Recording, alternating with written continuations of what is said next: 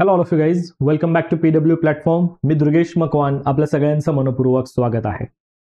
मित्रांनो, जसं की आपल्याला माहित आहे की महाराष्ट्रामध्ये जी सध्याची अगदी पूर परिस्थिती आहे, पावसाने जो थैमान घातलेला आहे, या संदर्भामध्ये आपल्याला महाराष्ट्राच्या या महापूर संदर्भामध्ये आणि तुम्ही अजून करंट अफेअर्समध्ये नक्कीच बघत असाल की रागासा सायक्लोन जो आहे याचा आपल्याला काय इम्पॅक्ट होऊ शकतो की नाही, या संदर्भातली माहिती आपल्याला आजच्या या स्पेशल व्हिडिओमधून अभ्यासायची आहे. सो आजचा हा स्पेशल सेशन तुम्हाला अगदी जिओग्राफीचा जो आपला करंट सिच्युएशन आहे, करंट सिनॅरिओ आहे, याला डिस्कस करणारा सेशन असणार आहे. या संदर्भात सविस्तर माहिती तुम्हाला मी आता या ठिकाणी सांगेलच. आता आपल्याला जसं माहित आहे की महाराष्ट्रामध्ये खूप जास्त म्हणजे मराठवाडा झाला किंवा मध्य महाराष्ट्र झाला, कोकण झाला, अशा सगळ्याच भागामध्ये पावसाचं वितरण हे खूप चांगल्यापैकी झालेलं आहे. पण आता जो परतीचा पाऊस आहे, तर या परतीच्या पावसाने मात्र धुमाकूळ घातलेला आहे की सर्व ठिकाणी महापूर, अत्यंत जास्त पूर सदृश्य परिस्थिती, अनेक लोकांना या समस्यांचा सामना करावा लागतोय. सो आजच्या या सेशनमध्ये आपल्याला काही पॉइंट्स जर आपण डिस्कस करायचं ठरवलं तर काही बेसिक पॉइंट्स तुम्हाला दिसून येतील की आता या 2025ची आजच्या दिवसाची जर आपण माहिती बघितली तर महाराष्ट्राची सध्याची पूरस्थिती जर आपण बघितली तर यामध्ये पूरस्थितीमुळे प्रभावित झालेले जे पण काही पूरग्रस्त जिल्हे आहेत, यामध्ये महाराष्ट्रातल्या 30 पेक्षा जास्त जिल्ह्यांचा आपण समावेश बघतो. जनरली यामध्ये मराठवाडा सारखा एक रिजन आपण, ज्यामध्ये लातूर, धाराशिव, बीड, सोलापूर सारखा प्रदेश आहे. विदर्भमध्ये यवतमाळ, वर्धा, नागपूर, पश्चिम महाराष्ट्रामध्ये सांगली, कोल्हापूर, अशा सर्व ठिकाणी तुम्हाला दिसेल की बऱ्या अंशी पावसाने मागच्या काही दिवसांपासून खूप मोठं थैमान घातलेलं आहे. यामध्ये जर आपण काही गावांचाही विचार केला तर धाराशिवमध्ये जवळपास 92 असे गाव आहेत, 92 असे छोटे मोठे गावं तुम्हाला दिसतील. सोबतच तुम्हाला लातूर, सोलापूर, नांदेड यांच्यासारख्या मोठ्याही शहरांचा भाग बघायला मिळतो की जिथे अनेक मोठ्या प्रमाणामध्ये या पावसाच्या महापुराचा इथे धोका उद्भवलेला आहे आणि इथे मोठी समस्या निर्माण झालेली आहे. जसं आपण बघू शकतो, तुम्ही न्यूजमध्ये बघितलंही असेल की याचं प्रमाण एवढं जास्त आहे की यामुळे जीवित आणि वित्त दोन्ही प्रकारची हानी या ठिकाणी झालेली आहे, ज्याचा परिणाम हजारो लोकांना, मानवी हानी जर आपण विचारात घेतो ना, तर यामध्ये आपण जनरली जवळपास 7 ते 8 व्यक्ती या ठिकाणी मृत्युमुखी पण पावलेले. हा नंबर तर काही ठिकाणी कमी आहे, काही ठिकाणी याहीपेक्षा जास्त आहे. सो हजारो लोक मात्र या ठिकाणी विस्थापित झालेले आहेत की ज्यांना आपलं जे राहतं घर आहे किंवा राहण्याचं ठिकाण आहे हे सोडून दुसऱ्या ठिकाणी विस्थापन करायला लागलेलं आहे. सोबत आपल्याला यामध्ये या पुराच्या इम्पॅक्टचा जर आपण विचार करायला गेलो की सर या महाराष्ट्राच्या सध्याची जी पूरस्थिती आहे याचा परिणाम काय आहे ॲक्च्युअलमध्ये, ॲक्च्युअल इम्पॅक्ट तुम्हाला दिसेल की ज्यामध्ये लाखो हेक्टर जमीन जी आहे महाराष्ट्रातली, की ज्यामुळे रब्बी हंगामामध्ये तयार झालेलं जे पीक आता काही दिवसावर कापणीला आलेलं होतं, असं उभं पीक या ठिकाणी उद्ध्वस्त झालेलं आहे. सो जसं की सोयाबीन असेल, कापूस, उडीद, ज्वारी, ऊस, हे जे उभे पिकं आहेत मित्रांनो, तर हे खूप मोठ्या प्रमाणे नुकसान झालेलं आहे यामध्ये. सोबत पायाभूत सुविधांवर झालेला इम्पॅक्ट जो आहे हा तर त्यामध्ये एक ॲडिशनल इम्पॅक्ट आपण बघतो. रस्ते, रेल्वे, वीज पुरवठा खंडित होणं, शाळा, रुग्णालय, ज्या आपत्कालीन सुविधा आहेत त्यांच्यावर इथे परिणाम होतो. असं आत्ताचं सध्याचं सिच्युएशन हे आपल्याला दिसून येते. बट सर, जे आपण भारतातले डॅम्स वगैरे किंवा आता महाराष्ट्राच्या संबंधित जरी आपण डॅम्स वगैरेचा विचार केला तर जायकवाडी असेल, पैनगंगा असेल, येलदरी डॅम असेल, हे पूर्णपणे डॅम फुल आहेत आणि यातून पाणी सोडल्यामुळे बऱ्याचशा ठिकाणी हे पाणी सोडल्यामुळे सुद्धा पूरस्थिती निर्माण झालेली आहे. सो अशी आपल्याला महाराष्ट्राची ही स्थिती या ठिकाणी बघायला मिळते आहे. यात जर आपण बघितलं तर पूरस्थितीचे सर ॲक्च्युअल कारण काय असतील नेमकं, म्हणजे महाराष्ट्रामध्ये आता जो आपण प्रॉब्लेम फेस करतोय ह्या प्रॉब्लेमसाठीचे कारण काय आहेत. फर्स्ट कारण, जे सगळ्यात पहिलं महत्वाचं कारण तुम्ही बघितलं असेल की मोस्ट ऑफ ठिकाणी ढगफुटी झालेली आहे, अतिवृष्टी झालेली आहे. आता मॉन्सूनचं जो ऍक्टिव्हिटी होती, आता मॉन्सून आपल्याला माहिती आहे की जून ते सप्टेंबर पर्यंत असतो. आता सप्टेंबर असंही एंड होत आलेला आहे, म्हणजे आपला रिट्रीट मॉन्सून आता स्टार्ट होणार. आणि ह्या मॉन्सूनच्या एंड होण्याच्या कालावधीमध्ये अगदी लिमिटेड टाइममध्ये 65 मिलीमीटर पेक्षा जास्त पाऊस पडून गेलाय काही ठिकाणी. आणि यामध्ये महाराष्ट्राच्या संबंधित विचार केला तर हवामान विभागाने तर अनेक वेळेला वॉर्निंग्सही दिलेल्या होत्या, रेड अलर्ट जारी केलेले होते. आणि ह्या अतिवृष्टीमुळे इम्पॅक्ट काय होत असतोय की नद्या असतील, नाले असतील, डॅम्स असतील, शहरी भाग असेल, या ठिकाणी पाणी खूप जमा होत असतं आणि पूर सदृश्य स्थिती सहज पद्धतीने निर्माण होते. त्याचसोबत तुमचं डॅम्स मॅनेजमेंट, डॅम रेग्युलेशन पण इथे इम्पॉर्टंट ठरत असते. कारण आता आपण बघतोय की पावसामुळे काय झालंय की जलसाठे पण फुल भरलेले आहेत. जलसाठे फुल झाल्यामुळे स्टोरेज कॅपॅसिटी एक्सीड होते आणि त्यामुळे पाण्याची जी धरणांमधून पाणी सोडण्याची जी रचना आहे ती ऍक्टिव्हेट करावं लागते. त्यामुळे अनेक साऱ्या धरणांमधून एका सेम टाइमला जेव्हा हा विसर्ग सुरू होतो त्यामुळे नद्यांना पाण्याचा फ्लो वाढतोय आणि नदी काठचे जे गाव आहेत त्यांना मात्र आता आपण बघतोय की हा मोठा इम्पॅक्ट या ठिकाणी व्हायला लागलेला आहे. दुसरी अजून एक गोष्ट आहे की मागच्या 4ही महिन्यामध्ये जवळपास बऱ्या अंशी पाऊसचं वितरण झालेलं आहे आणि त्यामुळे जमिनीची जी रिटेन्शन कॅपॅसिटी आहे, पाणी धरून ठेवण्याची जी क्षमता आहे ती ऑलरेडी सॅच्युरेशनला आहे. आता त्यामुळे काय झालं की सॉइलचं इन्फिल्ट्रेशन कमी व्हायला लागलं, कारण अगोदरच्या पावसामुळे माती जी आहे ही पाण्याने पूर्णपणे भरलेली आहे.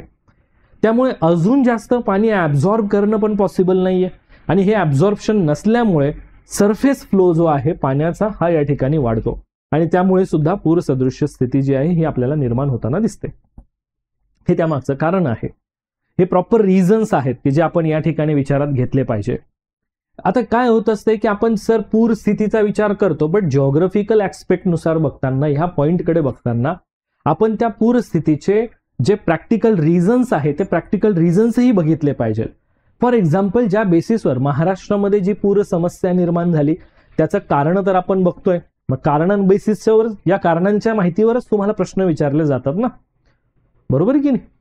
पुढे आपण बघतो की सर यामध्ये शहरीकरण आहे, नाल्यांचे अडथळे आहेत, बरोबर की नाही, अर्बनायझेशन आहे, ड्रेनेज सिस्टीम ब्लॉकेजेस आहेत. मुंबई सारख्या शहरामध्ये तर आपण हे सहज बघतो की ज्यामध्ये कचरा किंवा प्लास्टिक कचरा किंवा सॉलिड वेस्ट याच्यामुळे काय होत असतंय की जे ड्रेनेज सिस्टीम आहे ती ब्लॉक होत असते आणि ती ड्रेनेज सिस्टीम ब्लॉक झाल्यामुळे प्रॉपरली त्या ठिकाणी पाण्याचं वहन, ड्रेनेज होत नाही. त्यामुळे तुमचं अर्बन फ्लडिंगची समस्या इथे वाढत असते, जे की जनरल रिझन आता आपल्याला बघायला मिळत आहे. आणि ही जी समस्या आहे ही मोस्टली काय होत असतं की ज्यावेळेस मान्सून येतोय, मान्सूनचा पहिला दुसरा पाऊस पडतो त्यावेळेस तुम्हाला हे सहज जाणवत आहे. मग यामध्ये काय होतंय की सर ह्या पुरांच्या समस्येमध्ये जसं की अतिवृष्टी होणं हे तर एक नॅचरल रिझन म्हणतोय ना, बट या रिझनमध्ये आपल्याला मानवी इंटरव्हेन्शन्स पण दिसतील ना, ह्युमन इंटरव्हेन्शन्स ज्याला आपण म्हणतोय. मग सर मानवी हस्तक्षेपांचा जर विचार केला तर या पुरांच्या स्थितीमुळे पुरांचा जो प्रभाव जाणवतो तो जास्तीत जास्त लोकांना विस्थापित होण्याची गरज का पडते, कारण नदी काठावर झालेलं बांधकाम असेल, जंगलतोड असेल, जलप्रवाहाचा जो नॅचरल फ्लो असतोय, नैसर्गिक मार्ग असतो, तिथे काही बांध घातले जात असतात, अतिक्रमण केलं जात असतंय, नदी काठावरची जी जमीन आहे त्या जमिनीचा अतिरेकी वापर होत असतोय, एक्स्ट्रीम यूज होत असतोय, एक्स्ट्रीम इन्क्रोचमेंट घडतंय, अतिक्रमण घडतंय आणि त्यामुळे जेव्हाही नदीला पूर येतोय तर नदी काठचा जोही काही भाग आहे, जेवढंही तिथे वस्त्या वगैरे स्थापन झाल्या त्या सगळ्यांना त्याचा इम्पॅक्ट होत असतो. आणि ह्या सगळ्या गोष्टींसाठी जर एक तुम्ही ब्रॉडर ऍस्पेक्टने विचार केला की सर सगळ्यात मोठं कारण काय कन्सिडर करायचं, तर ते आहे आपल्याला दिसतंय म्हणजे क्लायमेट चेंज. येते लक्षात, कारण समुद्र तापमान, आता साधी गोष्ट आहे ना, सागरी तापमान असेल, वातावरणीय बदल असेल, या सगळ्या गोष्टींचा इम्पॅक्ट आपल्याला ग्लोबल वॉर्मिंगच्या मध्ये दिसतोय. ग्लोबल वॉर्मिंगमुळे पूर्ण क्लायमेट चेंज होताना दिसतंय आणि म्हणून ही पूर येण्याची जी फ्रिक्वेन्सी आहे ही तुम्हाला जास्त दिसत असते. राज्यसेवेच्या दृष्टीने विचार करणारे सर्व विद्यार्थी, राज्यसेवेसाठी अभ्यास करणाऱ्या विद्यार्थ्यांनी मात्र ह्या पॉइंटकडे आवर्जून लक्ष द्या की आपण हा टॉपिक का बघतोय. महाराष्ट्राची ही जी पूरस्थिती आज आपल्याला दिसते आहे तर ह्या पूरस्थितीचा एक फॅक्च्युअल डेटा तर आपल्याला समजतोय की कोणते कोणते भाग इथे प्रभावित आहे, but the most important point is the reason behind it, की याच्या मागचे कारण नेमकं काय काय आहे ते आपण इथे समजून घेणं गरजेचं आहे. आता होतं कसं की सर या कारणांमध्ये सर आत्ताच्या रिसेंट टाइममध्ये जर आपण मागच्या काही 8 दिवसांचा जर अजून एक भाग बघितला तर मागच्या 4-5 दिवसापासून तुम्ही एक अजून नाव ऐकत असाल की रागासा, बरोबर की नाही, की सर ऍक्च्युअल मध्ये हे रागासा काय आहे, या संबंधितची काय माहिती आपल्याला बघायला मिळते. सो रागासा हे एक चक्रीवादळ आहे. आता या संबंधित थोडी माहिती व्यवस्थित लक्षात घ्या की पॅसिफिक महासागरामध्ये टायफून हे एक चक्रीवादळ आपल्याला घोंगावताना दिसतंय. म्हणजे महासागरामध्ये, पॅसिफिक महासागरामध्ये टायफून हे चक्रीवादळ आहे, ज्या चक्रीवादळालाच रागासा हे नाव आहे, म्हणजे टायफूनलाच रागासा म्हणतोय आपण. आणि आता या रागासाची जी रचना आहे तर तुम्ही ऐकलं असेल, वाचलं असेल न्यूजपेपर वगैरे मध्ये, की हे जगातलं सर्वात जास्त आत्तापर्यंतचं सगळ्यात जास्त तीव्र वादळ आहे असं म्हटलं जातं. आणि ह्याचा इम्पॅक्ट जर तुम्ही बघितला की ह्या चक्रीवादळाचा जो इम्पॅक्ट आहे, वादळ कुठे, पॅसिफिक महासागरामध्ये आहे, बट त्याचा परिणाम जर तुम्ही बघितला तर त्याचा परिणाम बंगालच्या उपसागरावर पण काही प्रमाणामध्ये होतोय. इम्पॅक्ट काय झाला की बंगालच्या उपसागरामध्ये ऑलरेडी एक कमी दाबाचा प्रेशरचा झोन तयार झालेला आहे, लो प्रेशर झोन. त्यात ह्यामुळे सुद्धा एक अजून ऍडिशनल लो प्रेशर झोन त्या ठिकाणी तयार होण्याची शक्यता आहे.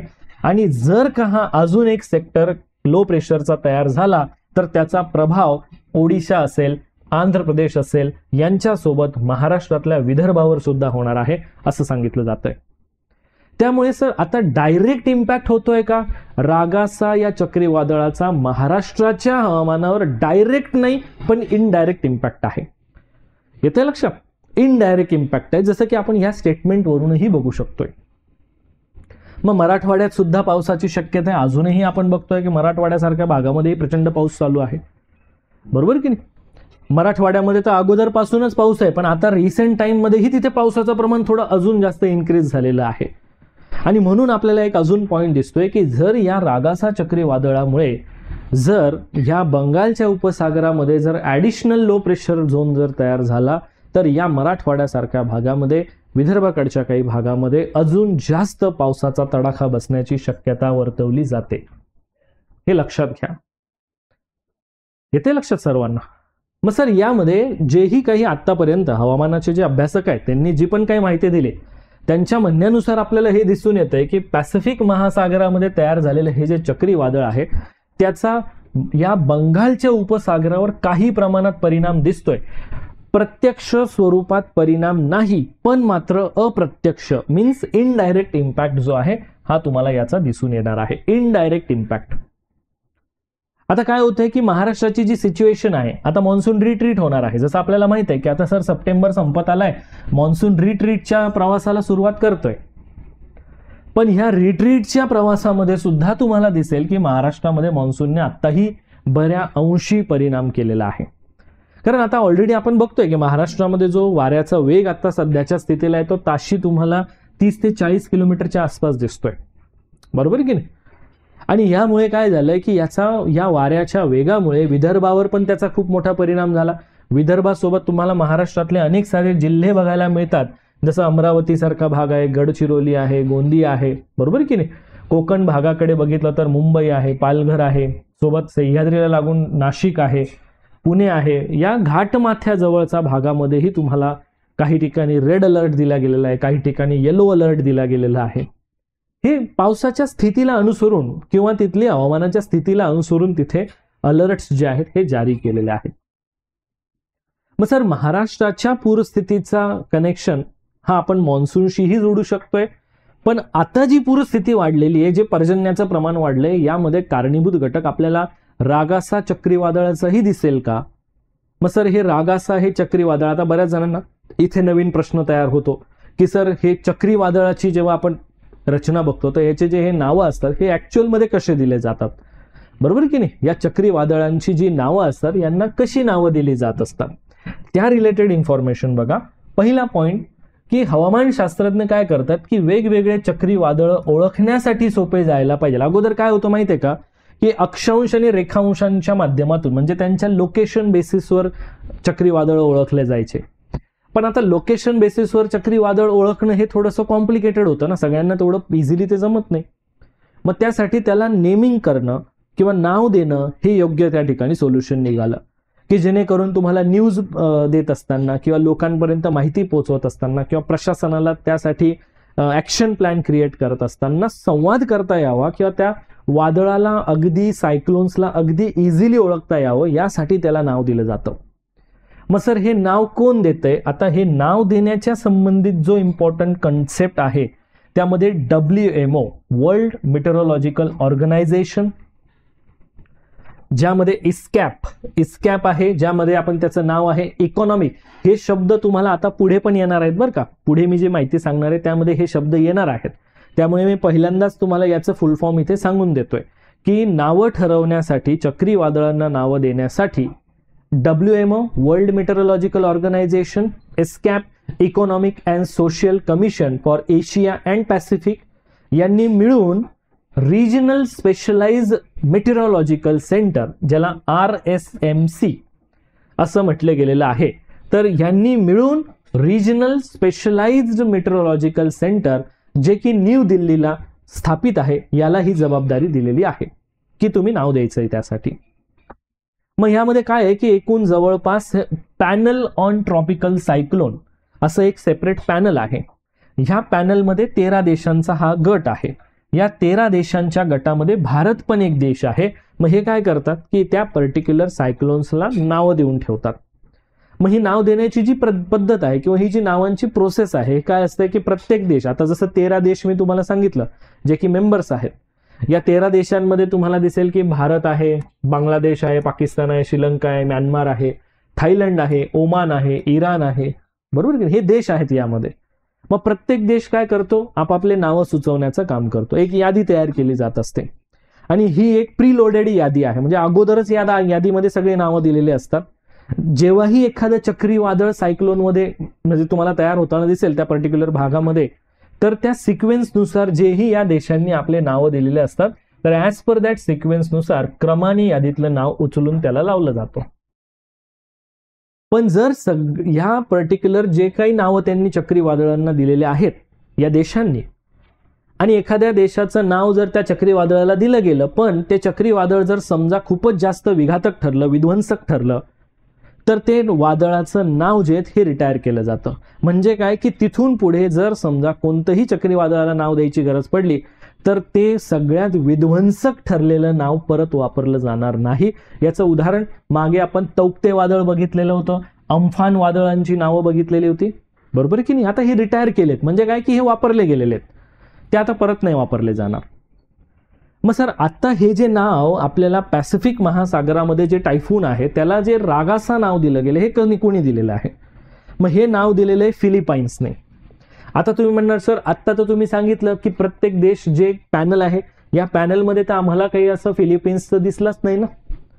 मग असे वेगवेगळे पॅनल्स आहेत.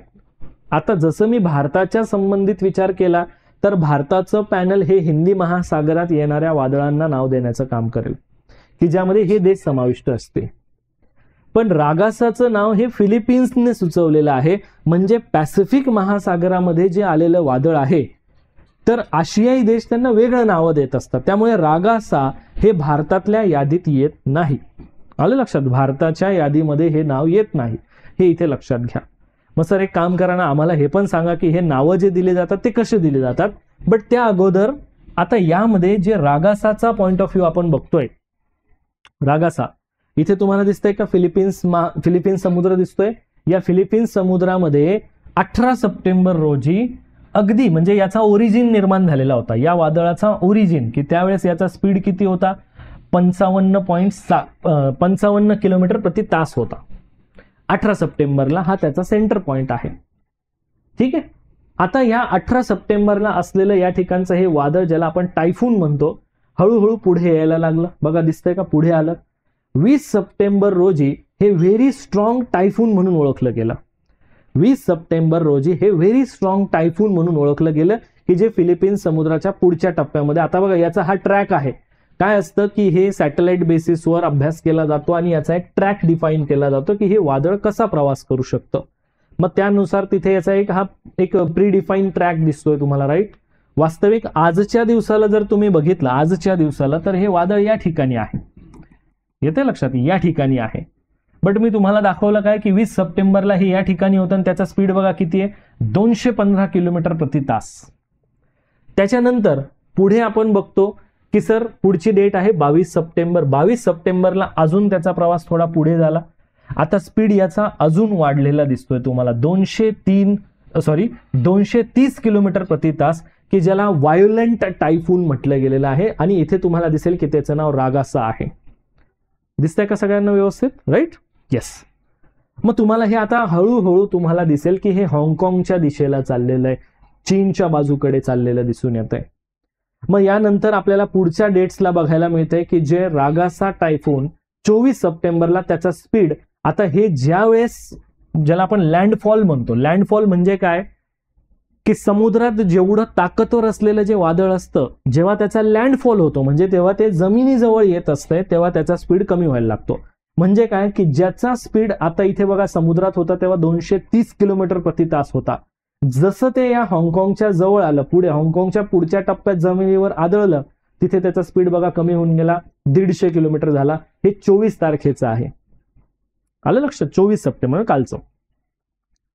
आजच्या दिवसाला तुम्ही बघतात 25 सप्टेंबर, की ज्या वेळेस आता या ठिकाणी हे व्हिएतनाममध्ये एंटर झालंय. हानोई जवळचा तुम्हाला भाग दिसतोय, इथे आता हे एंटर होतंय. आणि जनरली आता उद्यामध्ये तर याचा स्पीड अगदी न्यूट्रलाइज होऊन जाईल, की जो 35 किलोमीटरच्या आसपास येऊन जाईल. म्हणजे काय की आता हे याची पॉवर जी ही कमी होत चाललेली आहे.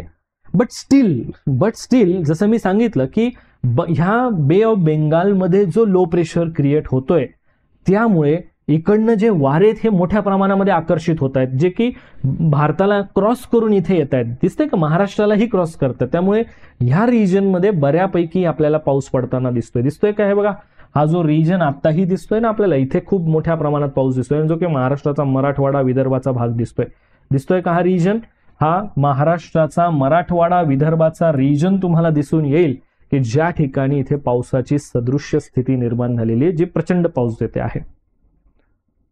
येथे लक्षात. सो हे त्याचं एक महत्वाचं घटक आहे. बरं सर, आता जसं मी तुम्हाला सांगितलं ना की हिंदी महासागरामध्ये जर जेही वादळ निर्माण होईल तर त्याला नाव देणारी जी संस्था आहे, जसं मी आता इथे तुम्हाला एक पॉइंट क्लिअर करून देतोय, सगळा हा व्यवस्थित लक्ष द्या, तुमच्या प्रिपरेशनसाठीही गरजेचा आहे हा. महासागरामध्ये, उत्तर हिंदी महासागरामध्ये जर बघितलं तर या ठिकाणी WMO इस्कॅप पॅनल जे आहे, बरोबर की ट्रॉपिकल सायक्लोनला नाव देणारं, याचं सेंटर मी तुम्हाला सांगितलं RSMC न्यू दिल्लीला सेंटर आहे. याच्यात एकूण 13 देश समाविष्ट आहेत. आणि जसं मी सांगितलं की हे वेगवेगळे नावं देत असतात, जसं की अम्फान आहे, निसर्ग आहे, तौक्ते आहे, फनी आहे. आलं लक्षात? सो हे नावं आपल्याला दिले गेलेले दिसतात. दुसरं आहे की उत्तर पॅसिफिक महासागरमध्ये जेव्हाही सायक्लोन फॉर्म होतात तर त्यासाठी एक टायफून कमिटी आहे. WMO आणि एस्केप द्वाराच तयार झालेली RSMC, ज्याला टोकियो या ठिकाणी असलेली ही एजन्सी आहे, ज्याच्यामध्ये टोटल 14 देश आहेत. मग हे 14 देश त्या ठिकाणी नाव देतात. जसं की आता हे नाव जसं सांगितलं ना, रागासा, बरोबर की नाही, त्याच्यानंतर हय्यान आहे, त्याच्यानंतर गोनी, हे पण नावं आहेत. अशीही नावं तुम्हाला दिसतात. दक्षिण पश्चिम हिंदी महासागरामध्ये बघितलं तर WMOचं डिपार्टमेंट आहे, WMO tropical cyclone committee for SWIO. मग यामध्ये RSMC जे की तुमचं ला रिनियोला आहे, जे आफ्रिकन देशांच्या किनारी भागामध्ये किंवा आफ्रिकेचे किनारी देश जे आहेत यामध्ये आयलँड राष्ट्र यांच्याशी संबंधित सहभागी देश आहेत, की जे याचं नाव देत असतात. जसं की इडाई असेल किंवा केन्नेत असेल किंवा बॅट्सिराई असेल. सो असे नावं तुम्हाला तिथे दिले जाताना दिसतील. म्हणजे जसं मी बोललो ना की पर्टिक्युलर रिजन वाईज हे ठरलेलं आहे की कोणत्या रिजनमध्ये वादळांना कोणते देशांची संस्था, पॅनल जो आहे हा पॅनल तिथे नावं देण्याचं काम करेल. ऑस्ट्रेलियन रिजनमध्ये जर बघितलं तर tropical cyclone committee for Australian region आहे. मग ज्याच्यामध्ये 3 TCWC आहे, ज्यामध्ये पर्थ आहे, डार्विन आहे आणि पोर्ट ज्याला मोर्सबे आहे. मग ह्यांच्या माध्यमातून हे त्याचे सेंटर्स झाले. हे सेंटर काय करतील की या सेंटरमध्ये सहभागी देश असतात, जसं की Australia, Papua New Guinea, Indonesia, हे त्याच्यातले पार्टिसिपंट देश आहेत. यांचं पॅनल मग नाव देण्याचं काम करतं. मग नावं कशी असतात, जसं की यासी, त्याच्यानंतर मार्सिया, त्याच्यानंतर डेबी, असे नावं तुम्हाला दिसून येतील. अजून काही पॅनल्स आहेत यामध्ये, जसं की आपण दक्षिण पॅसिफिक महासागरामध्ये बघतो की दक्षिण पॅसिफिक महासागरामध्ये tropical cyclone committee for the South Pacific and South East Indian Ocean हा जो भाग आहे याला नाव देण्याचं काम करेल. मग याच्यात जे समाविष्ट देश आहे साऊथ ईस्ट म्हणजे आग्नेय भाग जो आशियाचा येतो, यात तुमचा TCWC नॅडी फिजी, ज्याच्यामध्ये वेलिंग्टन न्यूझीलंडचा भाग, हे त्याचे सेंटर्स येतात. यामध्ये सहभागी देश आहे फिजी, सामोआ, टोंगा, न्यूझीलंड, हे त्याचे पार्टिसिपंट देश आहेत. मग यांचे जे उदाहरणादाखल नावं येतात त्यामध्ये विन्स्टन, पाम आणि हॅरॉल्ड हे काही नावं आहेत. उत्तर अटलांटिक मध्येही तुम्हाला दिसेल की नॉर्दर्न अटलांटिक मध्ये WMO RA4 हेरिकेन कमिटी आहे. यामध्ये NHC मियामी USA जो भाग आहे तिथे तुम्हाला अमेरिका, मेक्सिको, कॅरेबियन देश, सेंट्रल अमेरिकेचे राष्ट्र यांची नावं, हे देश तुम्हाला समाविष्ट दिसतील आणि यांची जी नावं आहेत त्यामध्ये तुम्हाला कॅटरीना, सँडी आणि इर्मा असे काही नावं बघायला मिळत असतात. आलं लक्षात? ज्यामध्ये तुमचं उत्तर पूर्व पॅसिफिक महासागराचं एक क्षेत्र आहे, ईस्टर्न नॉर्थ पॅसिफिक. मग याचं नामकरण करणारं जे पॅनल आहे जे WMO RA4 हरिकेन कमिटी म्हटलं जातं, ज्याचं जे ऑफिस आहे किंवा सेंटर जे आहे हे NHC मियामीला आहे. याच्यात जे देश आहेत अमेरिका, मेक्सिको, सेंट्रल अमेरिकन राष्ट्र यांचा इथे समावेश आहे. आणि ज्यामध्ये ते नावं जे देतात त्यामध्ये तुम्हाला पॅट्रिशिया, डोरा आणि हिलॅरी हे असे नावं दिसून येतात. पुढचं दक्षिण पश्चिम पॅसिफिकचा भाग येतो की जिथे एक कमिटी जी नामकरण करणारी संस्था आहे ती आहे ट्रॉपिकल सायक्लोन कमिटी, की ज्यामध्ये याचं सेंटर जे आहे ते म्हणजे TCWC नॅडी फिजी वेलिंग्टन. इथे समाविष्ट देश पण मी सांगितले तुम्हाला जे अगोदर पण आहे. आता बघा फरक काय आहे. हा दक्षिण पॅसिफिकचा भाग आहे, हा दक्षिण पॅसिफिकचाच भाग येतोय लक्षात. बट हा प्युअरली दक्षिण आहे आणि हा दक्षिण पश्चिम आहे. फरक आहे यामध्ये दोघांमध्ये, नाही तर तुम्ही कन्फ्यूज होणार यामध्ये. सो दोघांमध्ये फरक आहे. हा दक्षिण आहे, हा दक्षिण पश्चिम आहे. मग इथे जे नावं उदाहरणादाखल दिले गेलेले जसं की इवान, होराल्ड आणि यासा हे असे नावं आहेत. आणि यामध्ये शेवटचा एक रिजन येतो जो दक्षिण हिंदी महासागराचा भाग येतो. मग या दक्षिण हिंदी महासागरामध्ये साऊथ इंडियन ओशन मध्ये रिजनल ट्रॉपिकल सायक्लोन कमिटी आहे, ज्यामध्ये मॉरिशियस, मादागास्कर मेट्रोलॉजिकल सर्व्हिसेसचा समावेश आहे. सहभागी देश कोणते येतात तर यामध्ये आफ्रिकन किनारीचे देश आहेत आणि ज्यांची नावं जर बघितलं तर डिनेओ आणि फ्रेडी असे त्यामध्ये त्यांनी दिलेले नावं आपल्याला हे जनरली बघायला मिळत असतात. सो अशी ही एक संरचना आहे. ज्यावेळेस तुम्ही या पर्टिक्युलर संरचनेचा एक सविस्तर भाग बघतात की ह्यामध्ये महाराष्ट्राची जी आजची सदृश्य स्थिती, पूर सदृश्य स्थिती आपल्याला जी दिसून येते त्यामध्ये तर आपल्याला मॉन्सून, रिट्रीटिंग मॉन्सूनची इनिशियल स्टेज ह्या सगळ्या गोष्टी तर दिसून येत आहेत. बट यामध्ये आताच्या करंट सिच्युएशनला, जगाच्या सिनॅरिओमध्ये जर आपण बघितलं तर हे जे एक प्रमुख वादळ मला बघायला मिळतं तर त्याचाही मोठा इम्पॅक्ट मला बघायला मिळतो. एक्झामच्या पॉइंट ऑफ व्ह्यूने अजून एक इम्पॉर्टंट पार्ट तुम्हाला मी सांगून देतो. काय असतंय की काही सायक्लोन्सला काही प्रायमरी नेम्स असतात. आलं लक्षात की काही सायक्लोन्स की जे त्या पर्टिक्युलर रिजनमध्ये विशिष्ट नावानेच ओळखले जातात. आलं लक्षात जगामध्ये. जसं की कॅरेबियन सी मध्ये जर तुम्ही बघितलं तर इथे तुम्हाला हरिकेन्स म्हणून ओळखलं जातं चक्रीवादळांना. चायनाच्या समुद्रामध्ये जे वादळ निर्माण होतात त्याला टायफून्स म्हटलं जात असतं. इंडियन ओशन मध्ये जे वादळ निर्माण होतात त्याला ट्रॉपिकल सायक्लोन म्हटलं जात असतं. जपानमध्ये जे काही वादळ किंवा जपानच्या समुद्री भागात किंवा महासागराच्या जवळपासच्या भागामध्ये जर आपल्याला वादळ सायक्लोन्स तयार होताना दिसले तर त्याला टायफू म्हटलं जातं. नॉर्दर्न ऑस्ट्रेलियामध्ये जर बघितलं त्याला विलीवीज म्हटलं जात असतं किंवा विलीविलीज म्हटलं जात असतं. फिलिपिन्समध्ये जर बघितलं तर त्याला बॅगियो म्हटलं जात असतं. आणि USA मध्ये, अमेरिकेमध्ये त्याला टॉर्नॅडोज म्हटलं जात असतं. सो हे काही ह्या चक्रीवादळांचे, सायक्लोन्सचे हे काही रिजनल नेम्स आहेत, जे काही प्रादेशिक नावं आहेत. आलं लक्षात सर्वांना? बरं, आताच्या या स्पेशल सेशनमध्ये जोही पार्ट मी तुम्हाला या ठिकाणी सांगितला हा अतिशय महत्त्वाचा पार्ट होता आपल्याला या आपल्या जिओग्राफीच्या अभ्यासाप्रती. राज्यसेवेची तयारी करणाऱ्या विद्यार्थ्यांना हे माहिती असायला पाहिजे की नेमकं पूरस्थिती ही किती इम्पॉर्टंट असते आणि यामध्ये कशा प्रकारे या पूरस्थितीसाठी काही कारणं असतात की ज्यामध्ये आपण स्पेसिफिक महाराष्ट्राच्या रेफरन्सनुसार महाराष्ट्रात त्याची काय काय कारणं आहेत तेही मी तुम्हाला सांगितलं. आणि रिसेंट जे रागासा एक चक्रीवादळ आहे त्याच्या रिलेटेड पण माहिती सांगितली. रागासा चक्रीवादळाचे प्रत्यक्ष नाही पण अप्रत्यक्ष काही परिणाम जे आहेत हे आपल्या महाराष्ट्राच्या हवामानावर नक्कीच आपल्याला दिसू शकतात, जे की जास्त पर्जन्य वितरण करू शकते. सो आय होप या सेशनमध्ये दिलेली माहिती ही तुम्हाला अगदी व्यवस्थितपणे समजलेली असेल. सो थांबूया आपण आपल्या आजच्या या सेशनमध्ये. भेटू नेक्स्ट सेशनमध्ये नवीन टॉपिकसह, नवीन माहितीसह. थँक्यू. जय हिंद.